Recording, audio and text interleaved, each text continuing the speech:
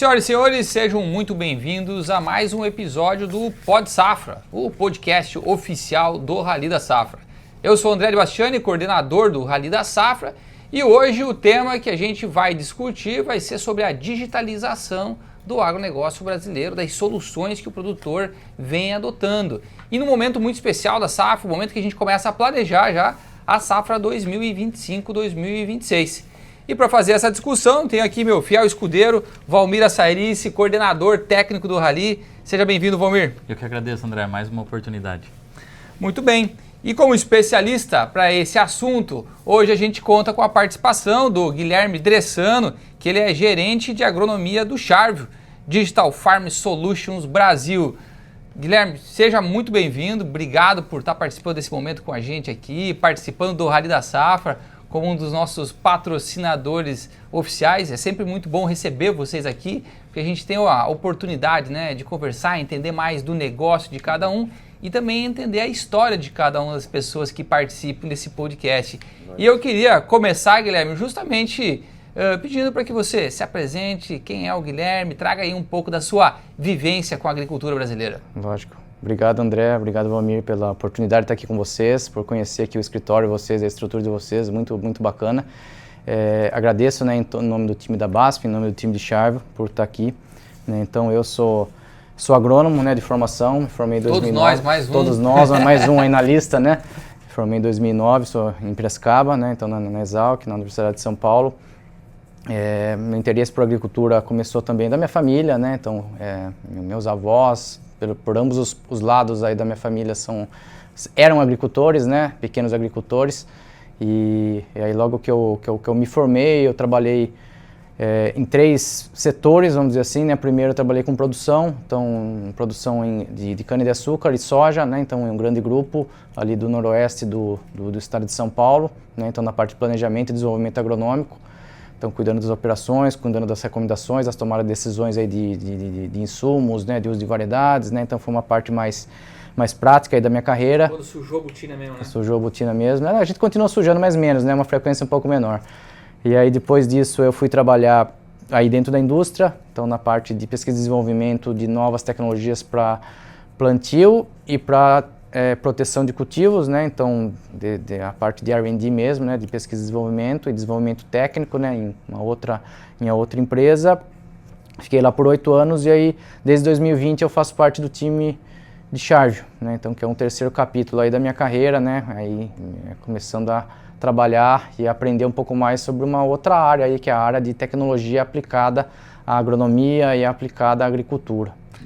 Mas legal que você já passou já por R&D, né, em outro momento, e agora com o Charvio, que no final das contas, né, muita coisa nova, está desenvolvendo produtos novos, soluções novas, então acho que acaba casando muito bem essa tua história aí com o momento atual que você está vivendo dentro do Charvio.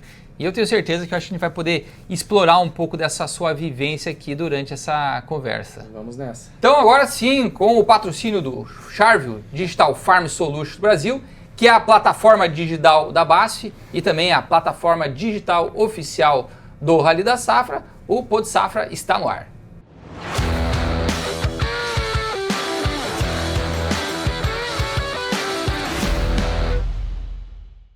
Guilherme, vamos começar então a fazer essa discussão trazendo muito do contexto atual. Nós estamos começando a planejar a safra 25-26, boa parte dos insumos já estão compradas, né, Valber?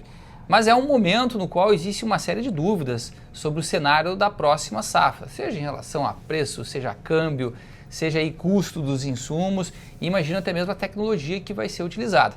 Eu acho que a gente tem uma referência muito boa, que foi a safra anterior, né? Uma safra que a gente teve produtividades recordes de soja em vários estados, o próprio milho que a gente está colhendo agora com bons resultados, e eu acho que isso reafirma, né, que o caminho da alta tecnologia, das altas produtividades, é você trabalhar com novas tecnologias.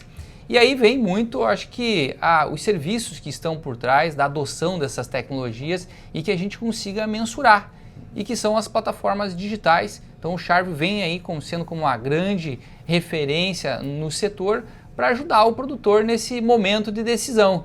E eu queria que você trouxesse um pouco para a gente essa visão de que como que o Charvio agora consegue ajudar o produtor nessa tomada de decisão para a safra 25-26.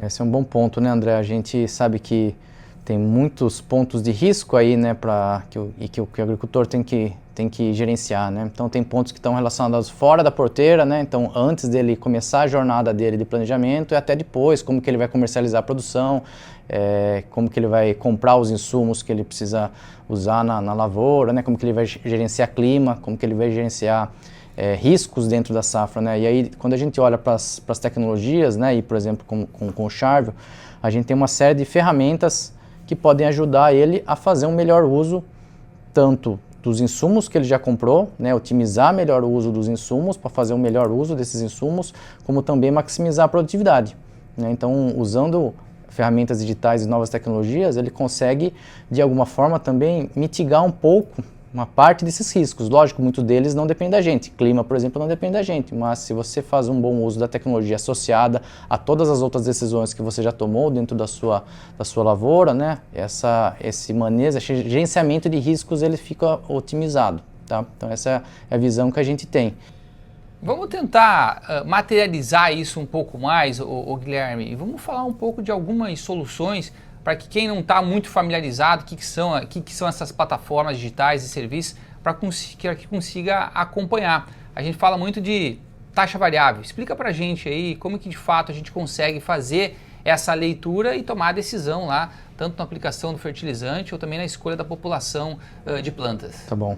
A gente tem ferramentas que tem um propósito muito mais, às vezes, de monitoramento mesmo, né? Então você tem mapas de biomassa, mapas de monitoramento que permitem que você já identifique aquelas áreas da sua lavoura em que você tem anormalidades, né? Então isso é muito mais do ponto de vista de monitoramento, né? da safra, da sua lavoura.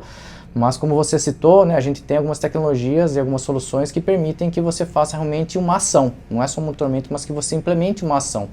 Então, quando você cita taxa variável, vamos falar de taxa variável podemos falar tanto de defensiva, mas como de sementes. Vamos pensar em sementes, né? As sementes, existem padrões de zonas de acúmulo de biomassa dentro dos talhões que a gente consegue identificar, por exemplo, usando imagens de satélite, né? Então a gente tem já o domínio dessa tecnologia, né? A gente chama isso de mapas de Power Zone, que você consegue olhar historicamente, nos últimos 8 anos, quais são as zonas de manejo, a tendência de acúmulo de biomassa dentro do seu talhão. E essas zonas, elas indicam que você pode fazer uma variação da população de sementes dentro da sua lavoura, né? Então, para soja e para algodão, cada cultura segue um padrão e cada variedade tem uma resposta diferente, mas isso aliado com o conhecimento que o produtor já tem, né, e que as empresas também já desenvolvem dentro da indústria, né, como elas conhecem o material, como que eles respondem, se eles têm uma maior adaptabilidade à compensação de espaços, a gente consegue fazer um ajuste na densidade de plantio, né? Então, com base nessas imagens satélite, nessas análises, né, do Power Zone, eu consigo identificar zonas, até mesmo dentro de um talhão, que eu posso trabalhar com manejos diferentes. E daí, claro, a decisão se eu vou usar mais sementes ou menos semente vai depender de uma série de outros fatores, né? Inclusive o material que você está usando. É. E a resposta disso, ela é muito clara. Se a gente olha assim, a gente tem resultados dentro da área que eu trabalho, que é a área de agronomia, a gente faz esse tipo de ensaio, né? Antes da gente lançar qualquer tipo de feature, qualquer funcionalidade nova, qualquer produto, a gente tem um trabalho extensivo de pesquisa e desenvolvimento e validação desses modelos, né, antes da gente colocar isso no mercado. E a gente olha os resultados, por exemplo, da semeadura em taxa variável. O objetivo nem é você reduzir o uso de semente, né, porque semente é um insumo essencial, né, não faz sentido você falar em redução do uso de semente, mas você otimizar o espaçamento, a distribuição espacial dessas sementes, e isso tem uma resposta muito consistente em produtividade, porque quando você ajusta essa semente, a densidade dela de acordo com aquela zona de manejo dentro do seu talhão, você tem uma resposta em como a planta se desenvolve e aquilo se traduz em produtividade, né? Então, isso é um benefício tangível, sabe? Eu ia dizer até que o manejo fitossanitário, né? Porque às vezes você tem lá uma população de plantas muito grande naquele lugar que de fato já acumula mais biomassa, você tem uma dificuldade maior para fazer um manejo, por exemplo, de fungicida. Exatamente, você está usando uma superpopulação, né, de plantas e que às vezes não é necessário, que né? Acaba criando um microclima. Microclima favorável à ocorrência de doenças aí, né, de fitopatógenos. Guilherme, acho que dá para identificar nesse uso, é um uso mais sustentável, numa taxa variável, né? Ele aumenta a sustentabilidade do negócio, ele reduz custo também desse insumo, né? Que a gente viu que o custo é uma das principais discussões desta safra 2024-25. E você maximiza o uso desse insumo e também vai ter o reflexo na produtividade, como você mencionou. Exato, a gente tem dados históricos aí que se você, por exemplo, para soja, dados médios aí de 3% de incremento de produtividade, para milho pode chegar até 5, 6% de produtividade, né? Porque milho é uma cultura que não compensa, né? Ela não tem engalhamento, então cada planta que você tira, ela faz a diferença, sabe? Então, cada cultura responde de uma forma. Lógico, se a gente conhece a fundo a resposta de cada cultivar, você consegue ir além, né? Então, esses 3% da soja, com os materiais, por exemplo, que a gente conhece da BASF, ele pode chegar a 6%, sabe? Então, é uma resposta muito grande que mesmo os programas de melhoramento que trazem melhoramento de novos cultivares, novas variedades, eles não conseguem trazer essa consistência tão rápida em um ano só, né? Então, a tecnologia te permite dar um pulo assim de produtividade com um esforço relativamente pequeno, né? E a gente viu isso no Rally esse ano, né, André? Esse pulo da produtividade, quando a gente teve, o clima foi favorável, com a tecnologia no campo, a gente viu um recorde na soja e um recorde no milho, né? A gente discutiu isso até em outro pool de safra que a gente realizou, até o pessoal da BASF estava aqui também participando, quais os fatores, né, que levaram uma produtividade tão alta esse ano para algumas regiões. E são inúmeros, não é um só, né? Sempre vai ser um conjunto deles que começa lá desde o trabalho de solo que você está fazendo, do plantio, da escolha da semente, da tecnologia que está lá. Um alinhamento de fatores, né? É um alinhamento. Então, e está cada vez mais difícil de você conseguir identificar todos esses fatores. Por isso que eu também vejo que se trabalhar com soluções digitais, plataformas que te ajudem a fazer esse monitoramento e te ajudem na tomada de decisão, acaba sendo muito importante porque, de fato, potencial produtivo a gente viu que tem. E a gente vai continuar subindo produtividade ao longo dos próximos anos, eu não tenho dúvida nenhuma. Agora, você falou muito da taxa variável em semente, mas também vocês também fazem toda a parte de avaliação de plantas daninhas também, né? Sim. E daí, explica pra gente como que funciona esse processo todo. Tá, o mapeamento digital de plantas daninhas, né, é o nome oficial que a gente tem desse produto. Ele foi a primeira solução que a gente lançou no Brasil, em 2020, né? Então, ela envolve um serviço em que a gente oferece o voo por vantes, né, por drones, para fazer a identificação de manchas grandes de plantas daninhas dentro de um talhão. E essa identificação dessas manchas grandes permite que você faça uma aplicação por seção ou por bico a bico, né, dependendo da tecnologia que o produtor tiver, né, dependendo do tipo de maquinário que ele tem, e com isso ele economiza o uso de herbicidas, né? Então você consegue fazer um manejo muitas vezes mais efetivo, né, porque você consegue às vezes escolher se você fosse aplicar em área total, você escolheria um produto A, que custaria muito caro, e às vezes você opta por um produto B, que é mais barato, numa dose menor. Mas quando você começa a fazer um manejo em que você enxerga, sabe exatamente onde estão as plantas daninhas, você pode mudar essa forma que você faz a decisão, né? Então não é só sobre economizar ou otimizar o uso de insumos, mas também é como você faz para tomar decisões melhores, que são mais sustentáveis, né? A gente tem visto na seara de plantas daninhas, né, a dificuldade que tem se crescido, né, de resistência de plantas daninhas, né, herbicidas. A gente está perdendo as ferramentas. Nós somos uma empresa química, né, a gente desenvolve novos produtos e a gente sente isso na pele, né, os produtos estão perdendo efetividade, sabe? E a velocidade com que eles têm perdido efetividade, ela é mais rápida do que a velocidade com que a gente consegue desenvolver novos produtos, né? Nós como indústria, não estou nem falando nós como BASF, falando nós como indústria, sabe? Então, se a gente realmente não fizer o melhor uso das ferramentas que a gente tem disponível hoje, assim, o cenário ele tende a se tornar cada vez mais desafiador. Sem dúvida. Para todos, para a indústria, para todos, para toda a cadeia, né? Agora, você comentou algo aí também, que eu acho que faz muito sentido a gente discutir, que diz respeito ao perfil de cada produtor. Porque você falou, depende do que ele tem lá de maquinário, o tipo de solução que ele consegue aplicar. E daí eu queria que você explorasse um pouco aqui pra gente, qual que é o cenário que a gente vê em termos de perfil de produtor, e daí a gente pode explorar se é o tamanho do produtor, se é a região que ele está localizada, se é a cultura principal dele, no qual vocês conseguem ver que as soluções digitais estão avançando de forma mais rápida. Eu preciso de fato ser um grande produtor para adotar essas soluções ou não? Isso é um bom ponto, André, e a gente lógico, como qualquer adoção de tecnologia, a gente sabe, né, se você tem aquelas curvas teóricas de adoção, né, que você tem os inovadores, os early adopters, né, e depois toda a curva que vem dali em diante, né. Para a digitalização, a gente não, sendo bem honesto, a gente não sabe exatamente como que é essa adoção, quão veloz ela vai ser, porque a gente tendeu no passado a superestimar aquilo que viria no curto prazo e a subestimar o que vem no longo prazo, né? Então eu acredito ainda que a gente tem muita coisa para avançar em digitalização.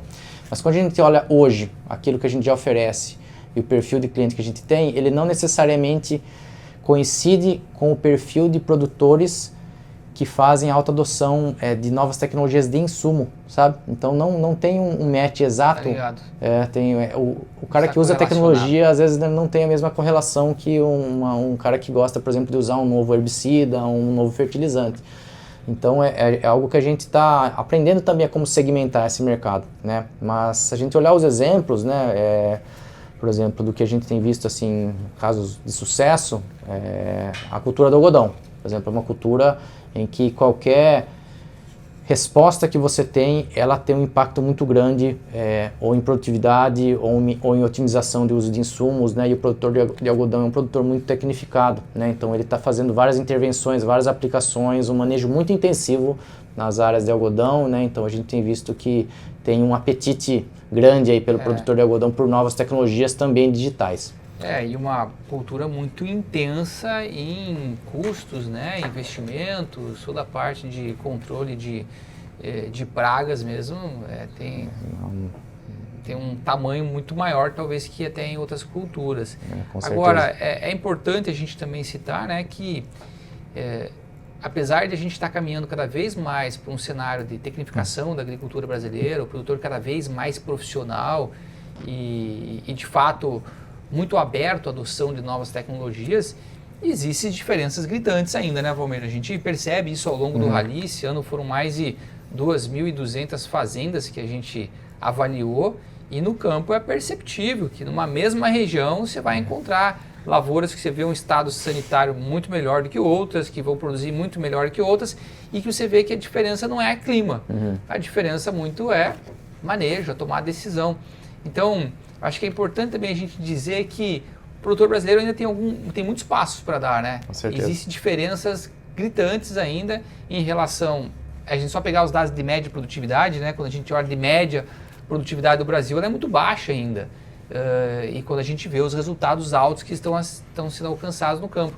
Tem um material que eu gosto muito, que é aquele nosso gráfico de dispersão das produtividades, e daí que a gente vai de 5 em 5 sacos, né? Olhando os percentuais. Daí, claro, você tem uma curva normal de comportamento, mas é impressionante como a gente vai vendo cada vez mais lavouras lá dos 100 sacos que a gente vai amostrando, mas ainda tem as lavouras com produtividades mais baixas. Claro, muitas atreladas à condição de clima, mas calcário, por exemplo, muitas vezes é um problema em algumas regiões que a gente percorre. Que é uma coisa básica, né? Calcário, né? Quanto tempo existe a tecnologia, quanto tempo se sabe já, né, sobre os benefícios de uso de calcário, por exemplo, né? E então falta realmente a pecinha mudar, né?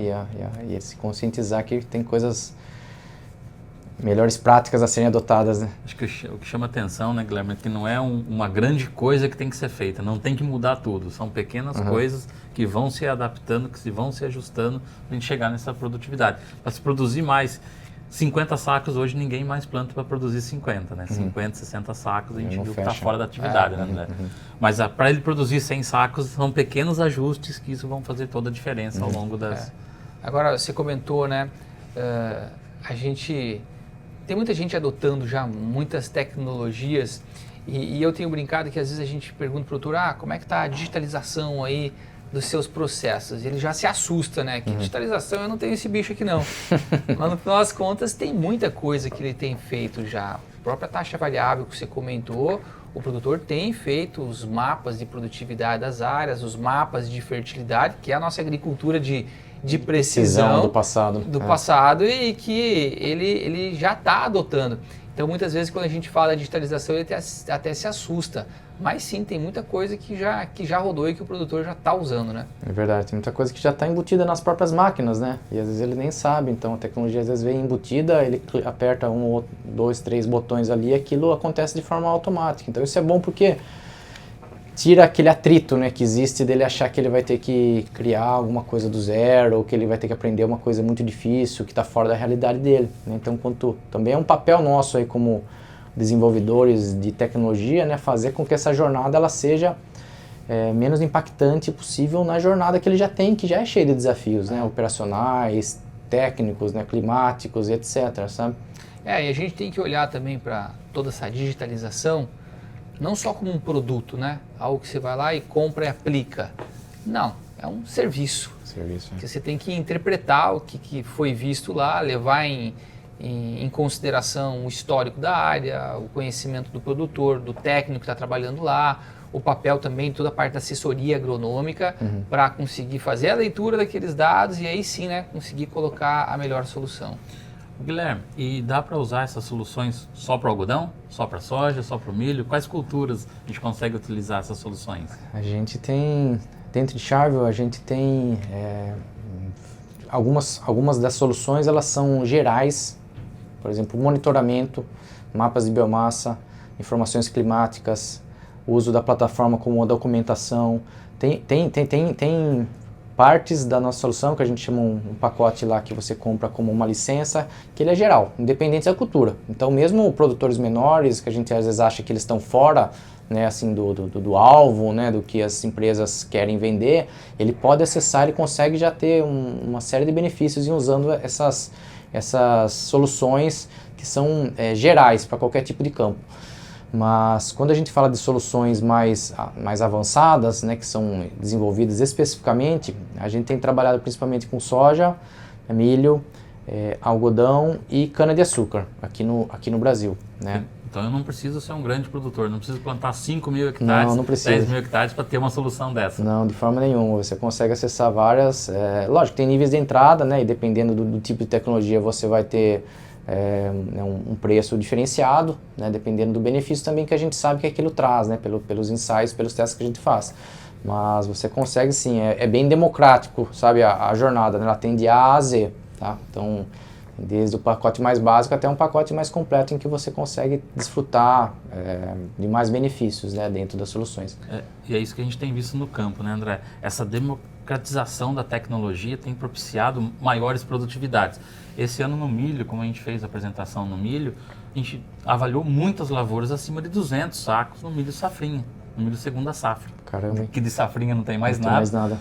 Mas tem muito, então assim, e não eram só grandes produtores, só grandes grupos. A gente foi vendo ao longo dos trajetos várias lavouras com esse desempenho. Então, essa democratização da tecnologia fica evidente no campo. Sim, e até os produtores menores, em muitos momentos, ele consegue fazer um manejo mais adequado, mais pontual, né? O produtor que é muito grande, ele acaba lutando mais com operacionalização, né? Para poder implementar aquilo que é melhor tecnicamente. E aí o produtor pequeno, ele consegue ser cirúrgico muitas vezes. A tomar decisão, acho que ela está muito mais próxima, né, em produtor menor, porque talvez é o próprio produtor que está ali, junto com o agrônomo dele, vendo e já tomando a decisão. Rápido, vamos fazer ou não vamos fazer?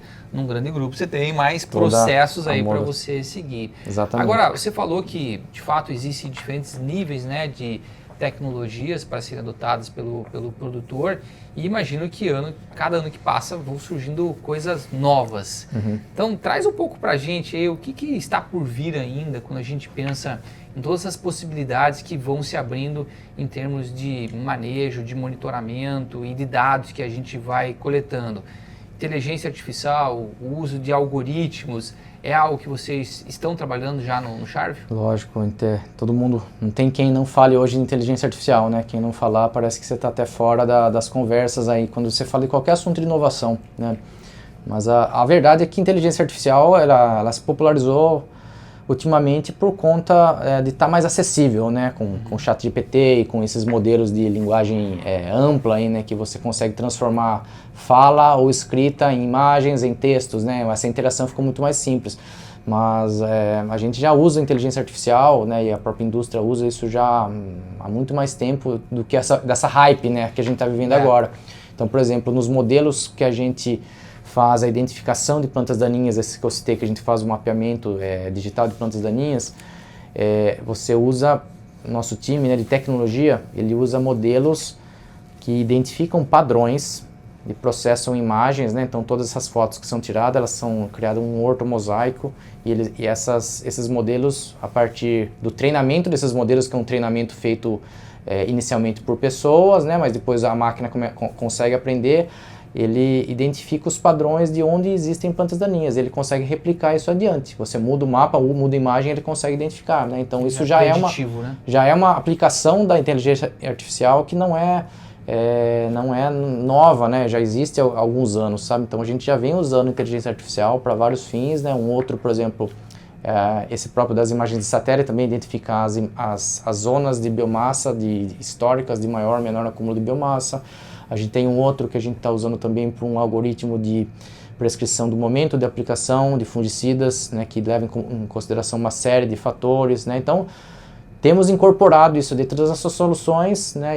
Mas tem muita coisa para ser feita, né? Então, acho que até, por exemplo, essas interfaces com esses robôs, né, que permitem que você fale aquilo que você precisa, que você não precisa, por exemplo, navegar um manual, né, para você entender. Por exemplo, você vai usar uma máquina que tem um manual de 200 páginas, né, meu? Se você escreve o que você quer e ele consegue processar aquele manual e te dar a resposta que você precisa.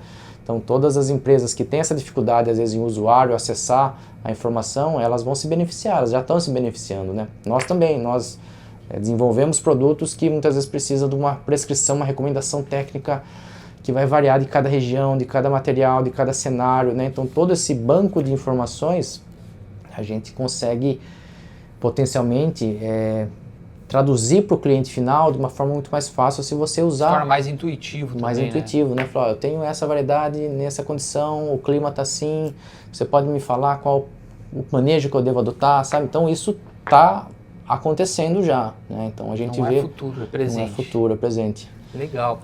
E Guilherme, vocês estiveram com a gente juntos aqui nessa etapa de soja, milho, fizemos mais de 100 mil quilômetros que a gente rodou. Como eu falei, mais de 2.200 fazendas que a gente avaliou para conseguir fazer todo esse diagnóstico. Nessa safra, o que mais te surpreendeu quando você discutiu digitalização, até mesmo quando você estava fazendo a venda dos produtos junto ao produtor? O que chamou a atenção mais esse ano? Acho que não sei se necessariamente nesse ano, mas o que tem me chamado muita atenção é um ponto que você também trouxe, André, essa discrepância que existe de adoção e também de resposta de resultados dentro dos produtores de tecnologia, né? Então existe, às vezes, porteira a porteira, você fala de um produtor para o outro e cada um tem uma cabeça diferente, uma estratégia diferente de manejo e uma forma de enxergar como tecnologia vai impactar ou tem impactado o trabalho deles, né? Então, algo acho que é muito mais psicológico, que a gente tem que entender o psicológico das pessoas, né? E como que as pessoas interagem com tecnologia do que algo puramente técnico, né? Então é muito mais assim, acho que o comportamento, né? Então acho que isso foi um ponto que tem me chamado a atenção, né? E nós como desenvolvedores de produto, desenvolvedores de solução, a gente fica tentando entender como que a gente faz para que isso seja uma coisa mais democrática mesmo, né? Para que mais produtores consigam e se convençam, né, do valor que existe de tecnologia. E nada melhor do que trabalhar com exemplo, né? Quando você traz o exemplo do produtor que adotou e que deu certo e que ele vê que o produtor não é diferente da situação dele e ele conseguiu porque ele também não fazia essa adoção. Então, os lado a lado, né, os exemplos, né, tá perto ali, né, fazer o dia de campo, né, esse tipo de ação, ele tem ajudado a gente também, né, apesar de ser uma coisa mais tradicional do setor de insumos, né, fazer os dias de campos, mas pra gente também isso tem ajudado a gente a tentar quebrar um pouco mais essas barreiras, assim, porque senão fica isso, né, o produtor olha às vezes na internet, né, olha na televisão e olha e fala, nossa, não, isso aqui não é pra mim. E aí quando ele tem que começar a ter esse contato, conversar com outros que já estão usando, isso ajuda a quebrar esse bloqueio. E é um desafio grande para vocês também, né? Porque vocês têm que estar no campo, tem que ter gente treinada, capacitada para conseguir responder esses questionamentos e em alguns momentos até implementar essa cultura, né? Porque querendo ou não é uma mudança de cultura. Com certeza, né? Então tanto que A gente começou, né, toda a nossa jornada oferecendo sim, soluções para a agricultura digital e a gente começou a entender que isso não é só um serviço digital, a gente precisa ter um serviço analógico, a gente precisa ter assistência técnica, a gente precisa ter suporte de campo, a gente precisa ter toda uma gestão de reclamação ou de atendimento, né, que envolve muito mais do que algo que é só um canal virtual, né? Então, ainda o contato das pessoas, né, e o cara a cara, ter alguém, ele saber que ele tem alguém que ele pode confiar, sabe, isso ainda é um ponto que faz a diferença há décadas, né, e desde que o produtor começou a jornada dele, sabe, a gente já traz isso da nossa herança também como BASF, né, a gente já conhece isso e isso continua sendo tão importante quanto o produto em si. Vamos iniciar então agora aqui um próximo bloco, que é o bloco que a gente traz perguntas do campo, Guilherme. Nosso pessoal aí que rodou o Rally sempre encontra com o produtor ou está lá em alguma situação específica e tem dúvidas. Então a gente traz aqui algumas perguntas direto do campo para você. Avaliando lavouras de soja aqui no Rio Grande do Sul, nos deparamos com a incidência de algumas doenças como cercóspora e mancha-alvo, mesmo os produtores relatando o manejo preventivo para essas doenças. A pergunta do agricultor é: como uma solução digital como o Charvio pode ajudá-lo a reduzir os prejuízos e ser mais assertivo no manejo? Foi direto ao ponto aí, ó, Direto Guilherme. ao ponto, né? Contou a doença ali, ó, e traz a solução. Um problema bem prático, né? Bem realista, né? É lógico que aqui a gente precisa ter também uma visão bem ampla, né? Então, só você fazer um manejo preventivo não quer dizer que você está tomando a melhor decisão, né? Então tem que ver o produto que você está usando, a dose que está usando, né? Mas tem um ponto que é muito importante, que acho que conecta com uma visão que a gente tem também como Charvio, que é momento de aplicação. Então a gente desenvolveu uma solução que chama-se Timing de aplicação, que está disponível para soja e para milho, né? Então a gente já fez esse trabalho de desenvolvimento, que ela visa indicar o melhor momento e o melhor intervalo de aplicação de fungicidas.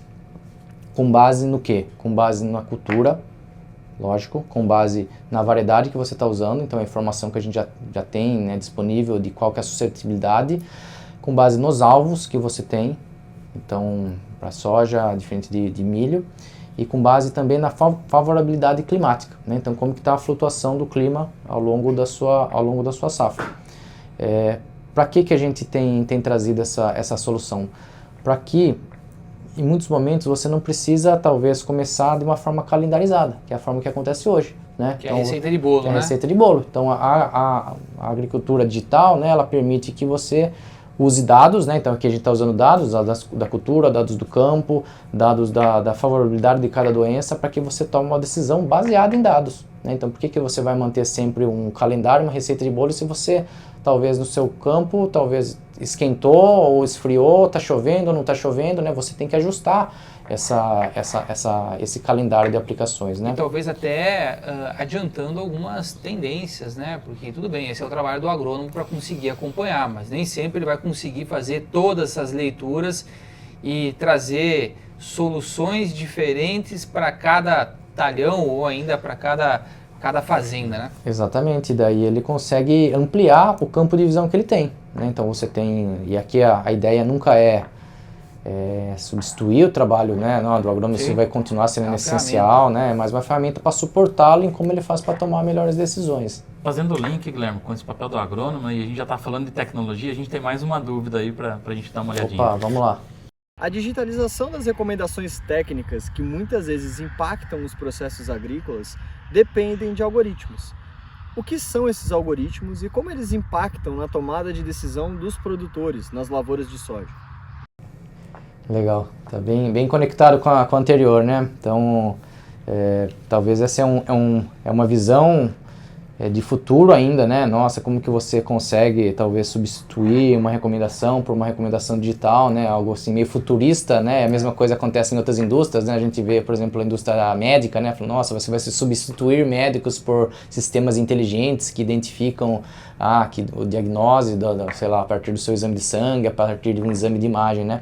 Mas aqui na agricultura, o que a gente tem visto é que esses algoritmos, eles permitem que você crie lógicas agronômicas que você já sabe historicamente, a partir de resultados, de qual que é o padrão que você gostaria de seguir. Por exemplo, se você tem a variedade A, é plantada na época tal, na região tal, no solo tal, é mais provável que você tenha a ocorrência da doença ABC.